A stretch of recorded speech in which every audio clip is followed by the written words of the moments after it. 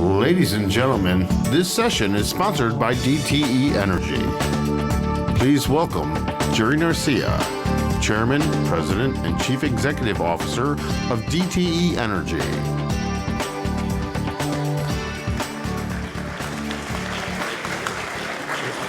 Hello, and good afternoon, everybody. Welcome to this afternoon's Mackinac Policy Conference session. I'm delighted to see everyone here. It's been a long time since we've all been together, so thank you for joining us. I can't really think of a more timely discussion.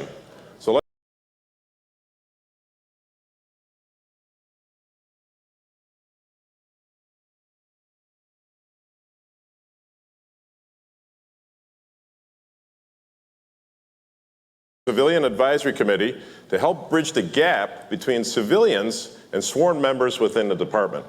James White was named DPD as interim chief in June of 21, following the retirement of Chief Craig. He was officially confirmed as chief in August of that same year. Chief White, who is a state licensed mental health counselor, said in a recent interview that his work as DPD chief is about running the department fairly, constitutionally, and being transparent. Welcome, Chief White.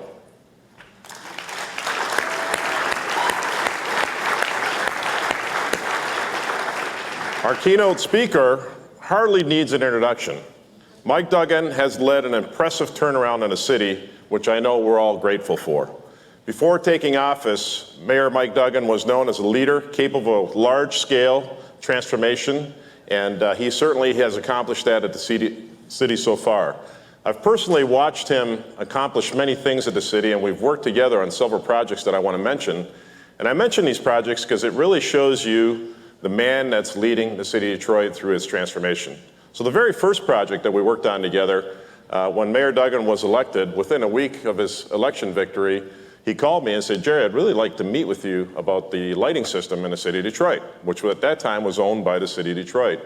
And about 40 to 50% of the lights were not working at that time, and they were really old.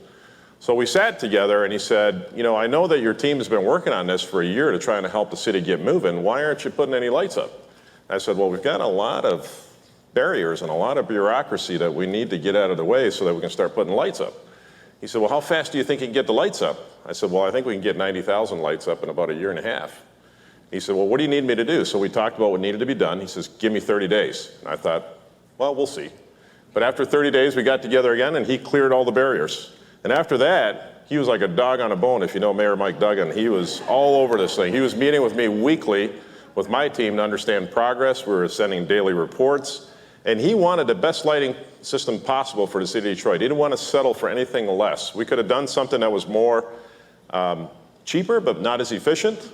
But we went with the best quality and the highest quality standard to really relight the city of Detroit. And it really was a historic project that we accomplished together, where we put over 80,000 lights up in a year and a half in a high quality way. So that was just a great accomplishment. The second was, during the first surge of COVID, a lot of the small businesses in Detroit shut down because of COVID for safety reasons, as you can imagine. Well, one of the things I didn't understand is about 50% of the people employed in the city of Detroit are from small businesses. So we really needed to help get the small business reopened in a safe way for customers and for the owners and for the employees in order to really restart the economy in the city of Detroit. And the mayor reached out and said, look, I know that a few of the corporations in the city have developed a tremendous amount of protocol on how to safely run your business, both for your employees and for your customers. Can you help these small businesses do this? So we got together with Rocket Mortgage and the mayor's team, and we really stood up a call center, like overnight.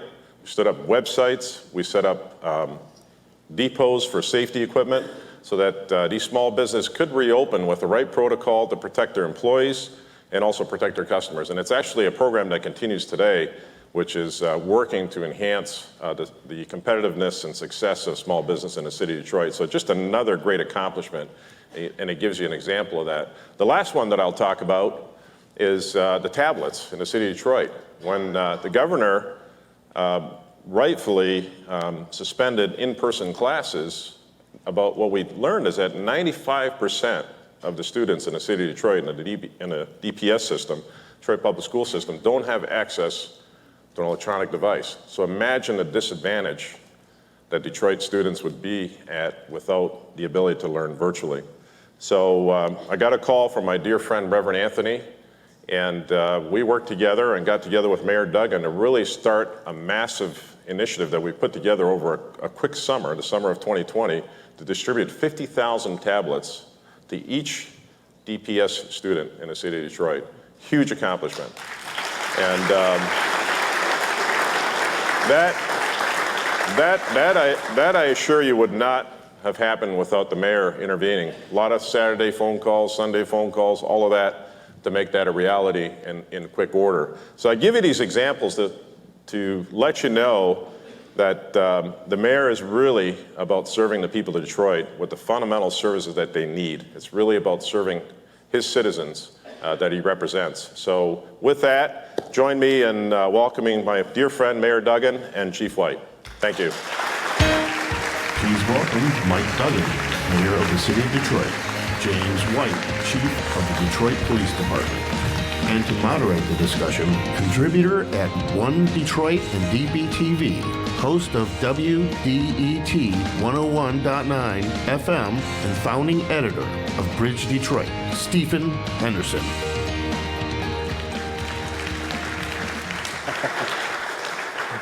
So, Mr. Mayor, I'm going to start with the chief because he's the new person up here.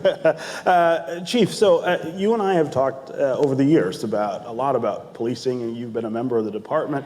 I know you're somebody who had lots of ideas about how things might be different or might be better. So walk me through the decision to accept the chief's job. Why do you take it? And what are reasonable goals that you might set for the department? Well, I retired, as you know, in 2020, took a job with the Michigan Department of Civil Rights at a time when it wasn't anticipated that a police assistant chief would get a job doing civil rights in the state.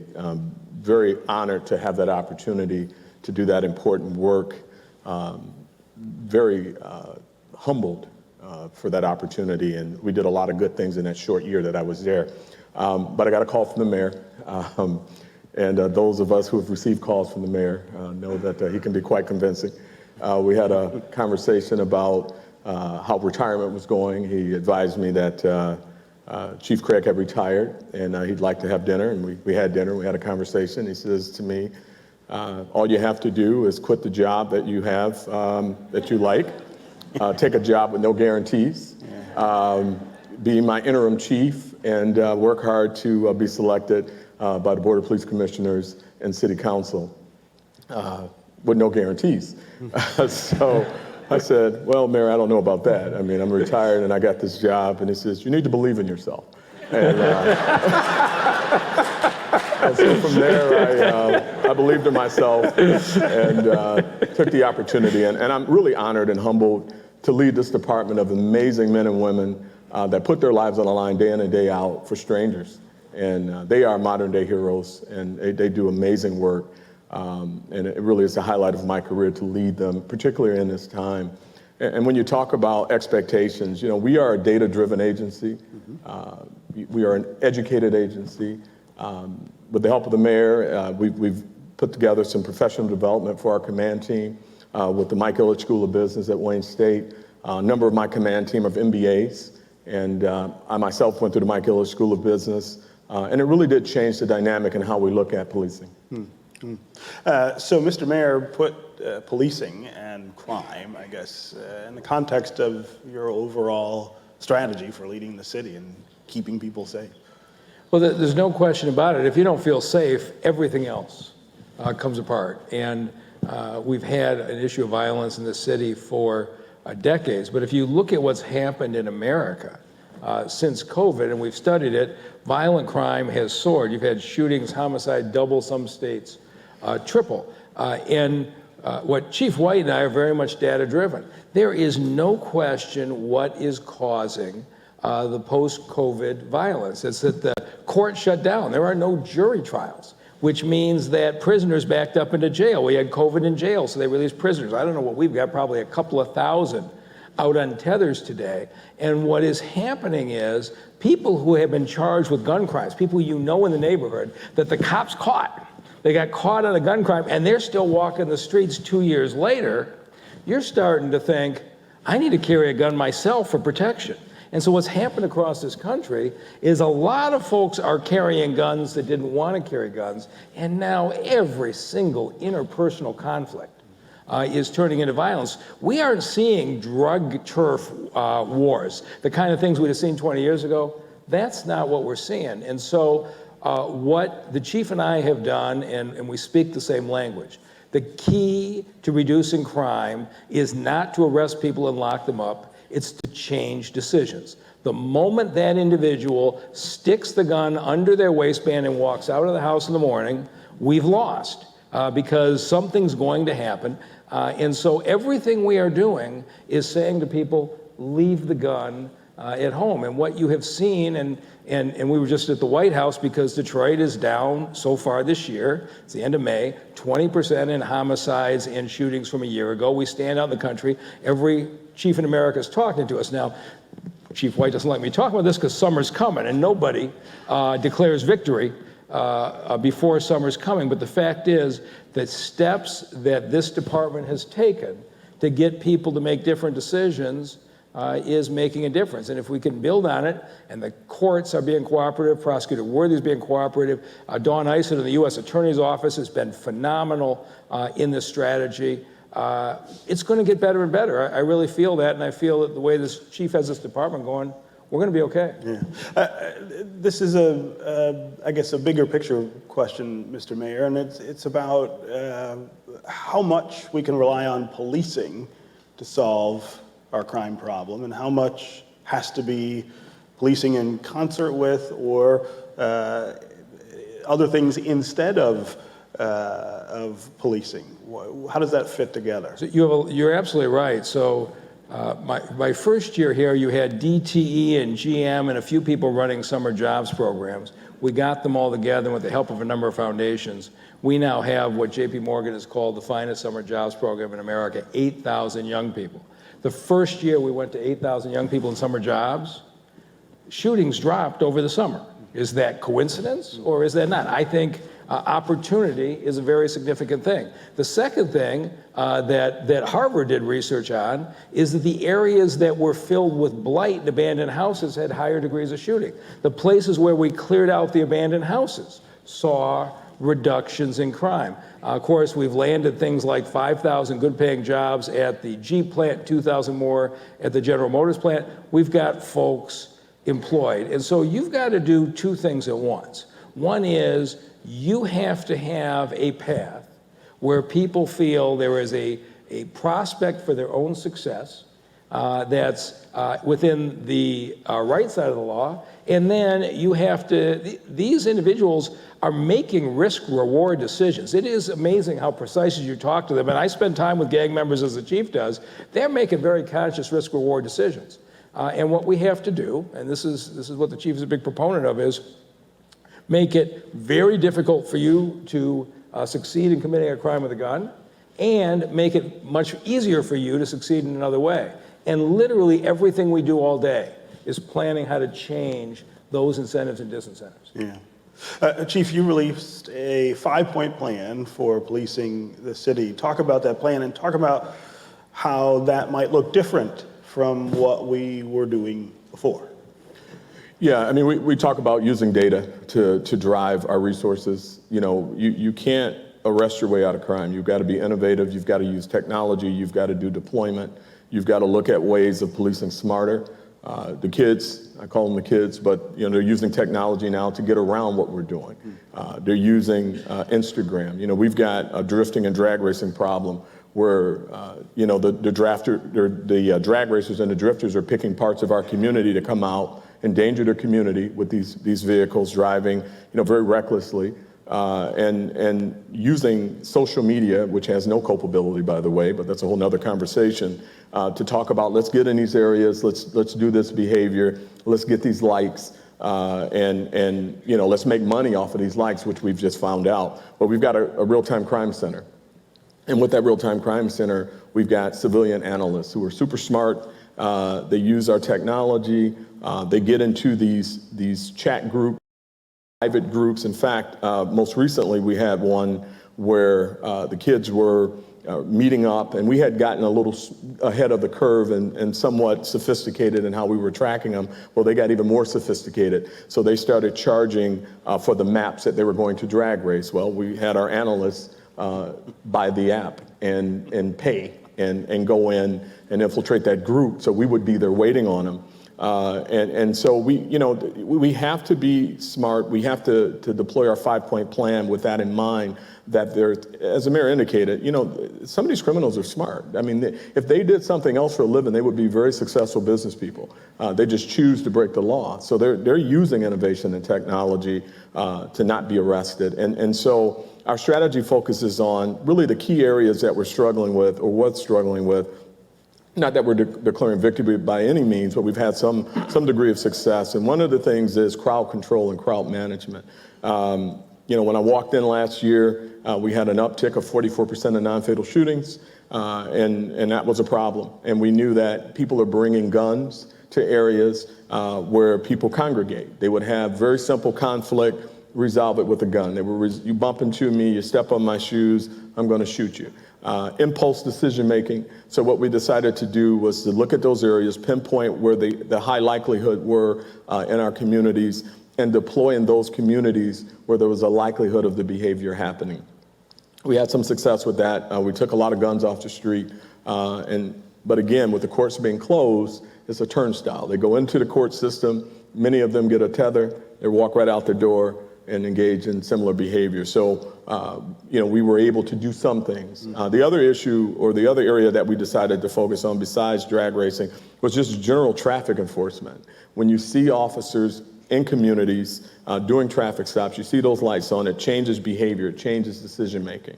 Another component was to make sure that we focused on not just arresting, but giving people additional opportunities to do something different. So we deployed a layered approach with our ceasefire. Detroit ceasefire is one of the most successful ceasefires in the country. We get a lot of accolades and a lot of visits from around the country.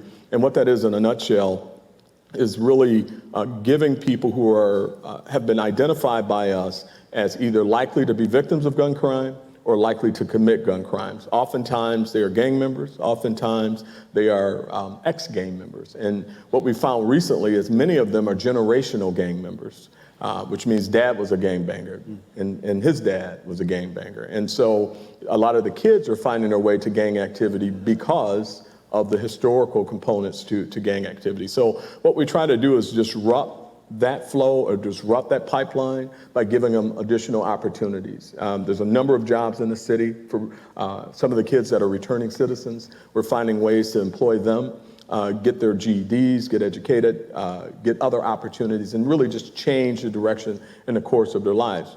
Unfortunately, that's not going to work for everybody. So you have to have an effective strategy for enforcement, deployment, and another component of the 5-point plan is that deployment.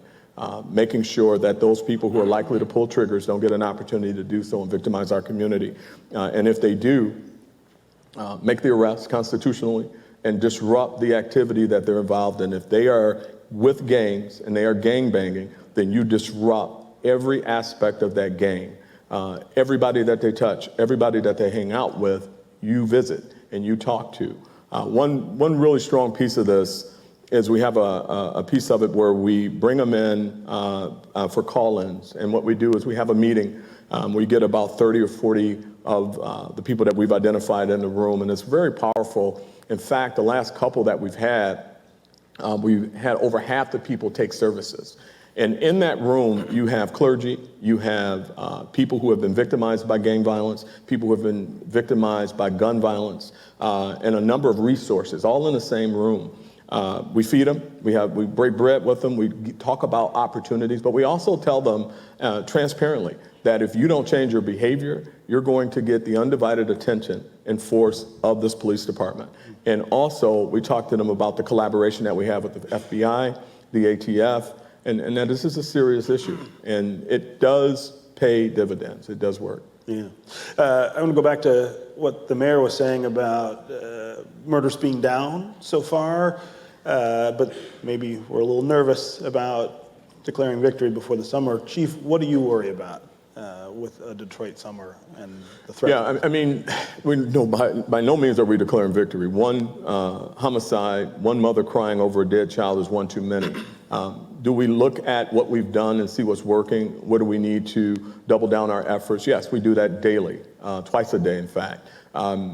But by no means are we going to look at, a reduction in homicides of 15-20% and say that we've solved our crime problem. We have a significant violent crime problem in our community, and we're going to continue to drive it. What do I worry about? I worry about gun violence in our community. I worry about people being the victims of senseless gun violence.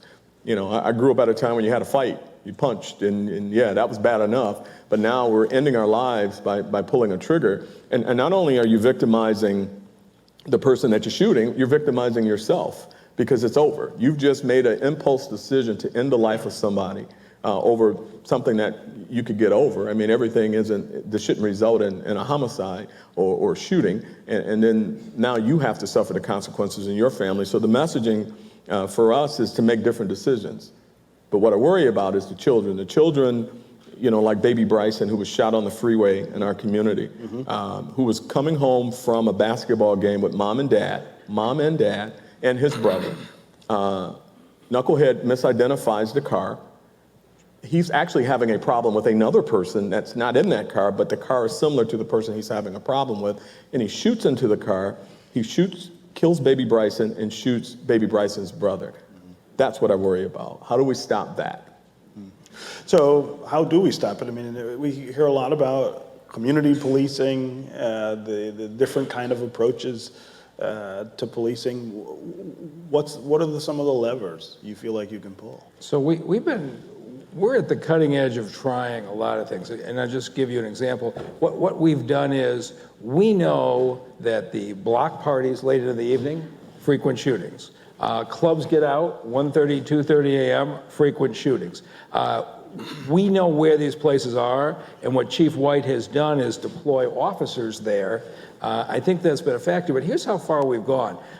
There is a metal detector system that's been used at a number of sports stadiums and malls that you don't have to stop and take your phone out or take your hat off. It spots the shape of a gun.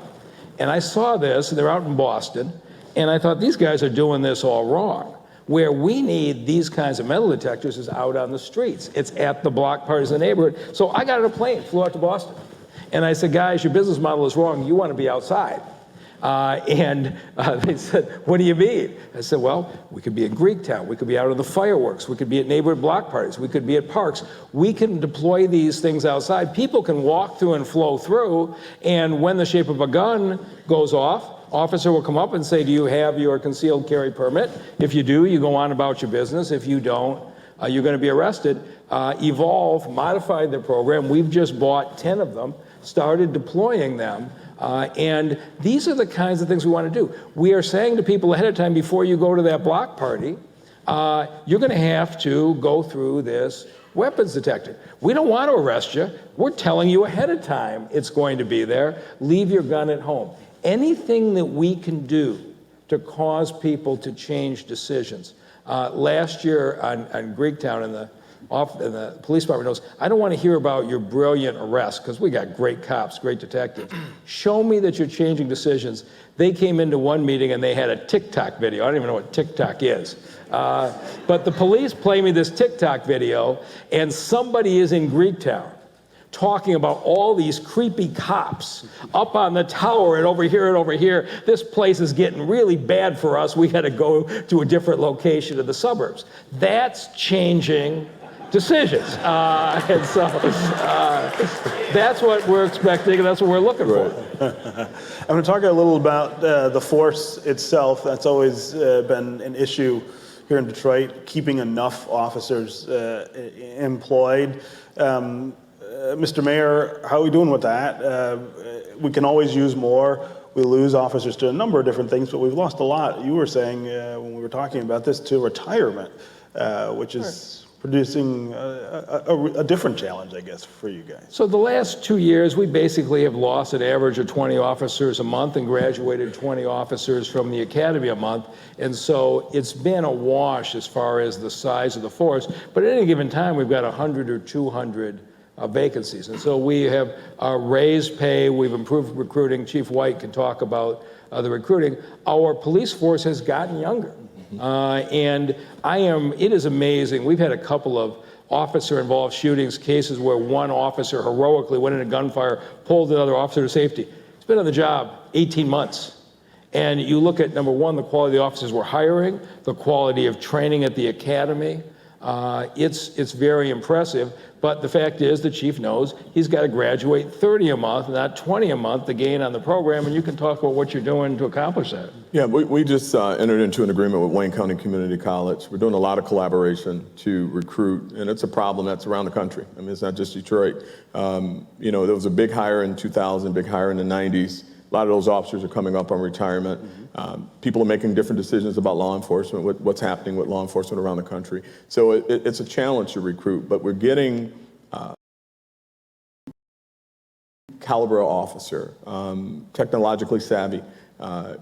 Certainly not necessarily what we're seeing in our younger group, officers that are committed to 25 years. And that's not just because of policing. What we're seeing with a lot of the Generation X and Yers, that they are making different decisions. They're not staying long term. They're doing 20 years, 15 years, but they're not doing the 25 and 30 like me and others that have done in law enforcement. So we've got some challenges, but we're looking at them a little bit different. As I talked about earlier, with using this a business mindset of running the police department, we understand the importance of collaboration. We understand the importance of recruiting differently. We're on Indeed and websites such as that. We're working with other partners. As I was talking about with Wayne County Community College, we've got a dual track program where students are able to compete or complete their last year of high school while attending and obtaining their associate's degree. So when they come into the police academy, they've got an associate's degree. And so that program is just launched and is moving in the right direction. And we're hiring right now, by the way, if anybody interested or knows anyone. Well, I'll give you a sense of this chief who comes off as very calm and relaxed here. But he's been intense on this, and nothing is more valuable than if you can hire people with military experience as police officers. There's a level of maturity that's even better. And he finally got fed up with his department and not bringing enough veterans. He said, I want somebody at goddamn Metro Airport, and when they get off the plane at their end of the tour of duty, I want the recruiter waiting for him at the gate. I don't know if he's quite accomplished that, but that's the level of commitment you have from this chief to recruit quality officers. Yeah. So let's talk about technology. You guys have a lot going on in terms of incorporating technology into policing in Detroit, and some, I guess, high-profile things that have come online. Yeah. I mean, and technology is important, and we're here. We're not going backwards, and we have to be on the cutting edge in order to fight crime. We've got a situation right now with Operation Zion. This is a young girl who was murdered, and we're pretty confident who murdered her. And I want to thank DTE. We reached out and asked them, talking about that collaboration, for some help. And $20,000 later, they gave us what we needed to start to dig at a dump site. For Zion. So thank you, DTE, for that. But it's using technology even for that. At the very basic level, we were downtown last weekend, and we see a guy, and he is just not wanting to talk, cooperate, or anything. So the officers did a really good job of saying, hey, you need to leave. You're causing the disruption. Why don't you go ahead and get in your car and leave? I'm not going anywhere with, blah, blah, blah, blah, blah. So the officers did a good job of asking them, then they told them, and then they took him. So they made an arrest. So he gets in the car, they ask him his name, he gives them a name, they pull out the fingerprint reader. They put the fingerprint reader on his thumb, put it on his finger, index finger, and it comes back with 2 felony warrants. And he goes, how do you know my name? Well, if this was 10, 15 years ago, we wouldn't have known his name, and he would have used someone else's name. That person would have likely been charged with the crime that he was charged with, and he would have walked with 2 felonies. And one of the felonies was AWIM, and so that's or assault with intent to murder. So that's a big warrant. Yeah. So we got him off the street. So that's how technology helps us. With the Zion case, that's how technology helps us. Our cameras, Greenlight, our public-private partnership with Greenlight, phenomenal. It's changing behavior. It's making people make different decisions. Now we're seeing an uptick in freeway shootings. Well, they're being pushed from parking lots and gas stations. We saw a significant uptick in carjackings at gas stations. Those numbers are declining. What's increasing? We can see that freeway shootings are increasing. Why is that happening? Technology. It's pushing behavior. It's making people make different decisions. Now we need to get in front of that because let's face it, crime has no borders, right? I mean, you get on the freeway, you're going 80 miles an hour, someone's shooting into your car, you're not going to pause to look at a plate number and a vehicle description. You're going to try to save yourself. And the criminals know that. So we have to advance and get on the freeways and get that information. I give you a sense of how sophisticated they are. They showed me a horrifying video of a woman going into her home beaten to death. Guy with the mask covered, the car was too far away to read the license plate, went to the car and drove off. Normally, no chance. The Detroit Police Department looked at all the gas stations in the surrounding areas, found one where the person with the identical dress, without his mask on, got some gas, went into the store, got his face, got the picture of his actual car and the license plate, went and arrested him. He was astonished. He'd committed the crime with a mask. But what this police department does with a lot of civilian investigators, we're taking officers off the streets, is we are solving cases that in another time would never have been solved. And so everything they do, Chief White brought me a plan, I don't know, 5 years ago for about a $3 million real-time crime center. And I said to him, there's no business plan here. How are you going to use it to fight crime? Why is $3 million the right number? I gave him a really bad time. And instead of being discouraged, he came back 30 days later with a long detailed plan on all the different ways we could intervene to reduce violence, but he wanted $10 million. So I made two decisions that day. The first was I gave him the $10 million, and the second was I decided if the day ever came up, this was our police chief. And both came true. Thank you.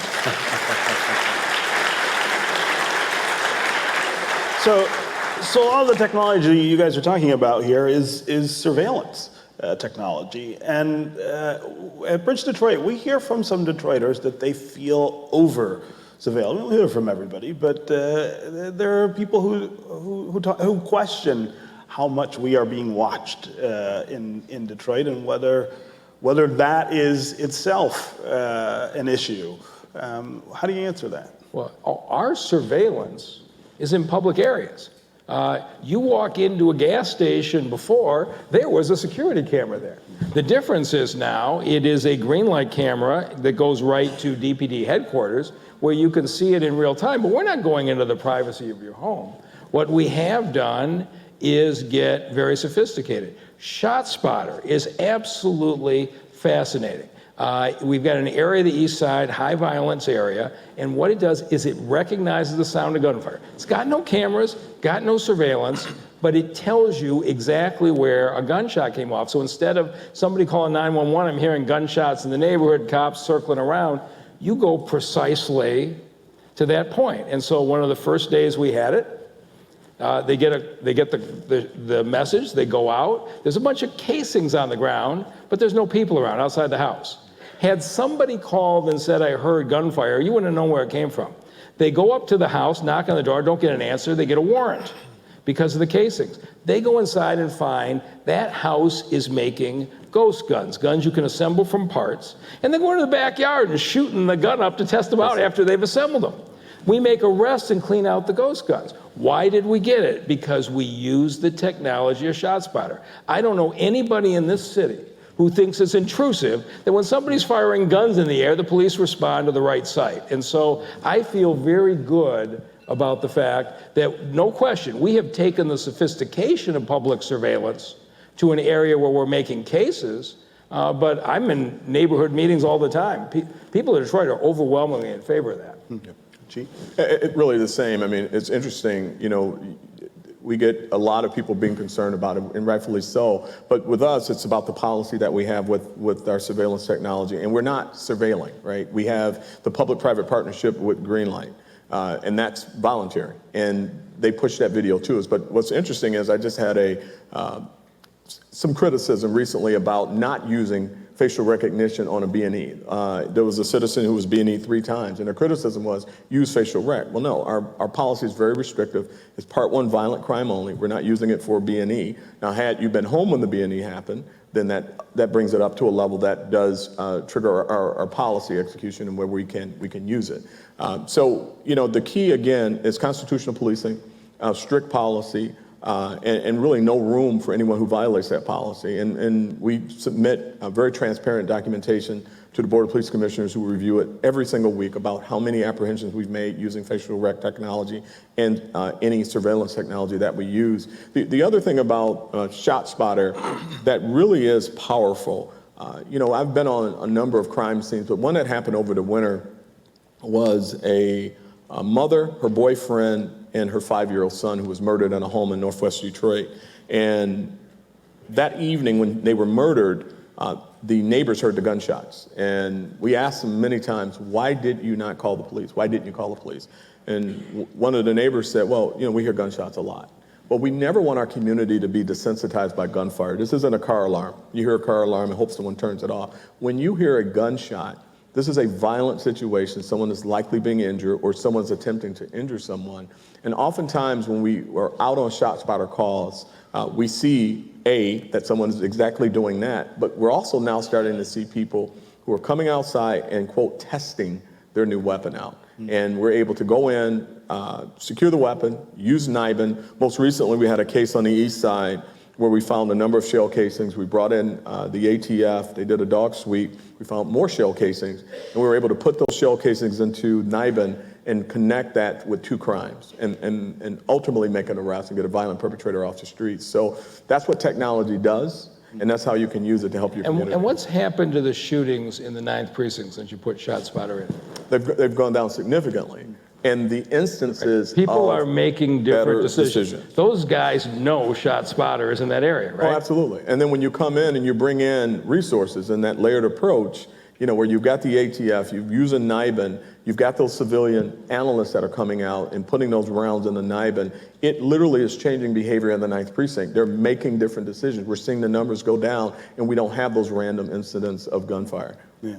So we've only got a couple of minutes left, but I do want to talk about ARPA funds and how they can and should be used, I guess, to make generational differences, I guess, in policing. You've talked a lot, Mr. Mayor, about how we can't just squander this money on things that are one-time issues. We want to spend it in a way that changes things. How are you doing that? So I'll let the chief talk about the actual enforcement side, but we're putting $100 million into training programs, things we call Skills for Life. And I'll just give you an example. I spend time with gang members as the chief. We want to figure out the crime problem. Sitting around talking to each other in a room doesn't do any good. I'm talking to this guy who says, I just got out of prison on a federal racketeering charge. I got no job. I'm making, and these guys will tell you this, I'm making $15 an hour basically selling drugs on the corner, and I'm looking over my shoulder every minute. If you can get me into a job that's better than that, I'll take it. I make a phone call, get him to a concrete company that does business with the city of Detroit, $16 an hour, get him to work the next week, hard worker learning it. After a month, he can't go because they switched job sites. He doesn't have a driver's license because they didn't pay his fees. Now we had to send a lawyer out to district court to work out his traffic tickets to get that solved. So now he's got his driver's license. He's still working. What we're finding in our program, our ceasefire program, is we can change these patterns, and we're going to put $100 million into raising skill levels, training, so that people have a lifetime of a good income instead of those other choices. We're going to combine that with the things the chief is doing, which he can tell you about.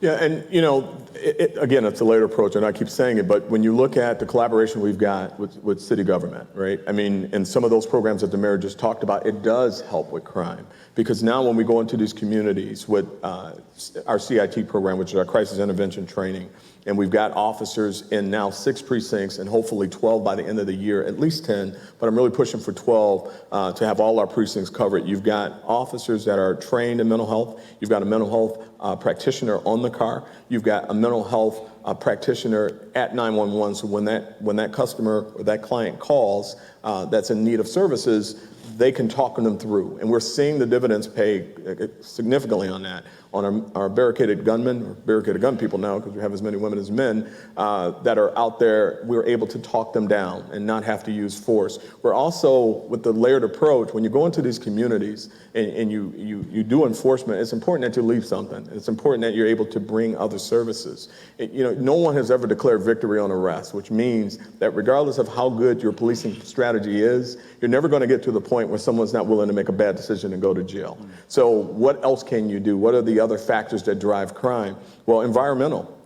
So when you've got the demolition team that I can pick up the phone and say, look, I've been in this block 3 times, there's an abandoned house where people are hanging out, and you've got LaJuan Counts coming out with her team and knocking the house down. Or like I had a problem downtown with a business, a very problematic business who shall remain nameless, but they're open 24 hours, 7 days a week.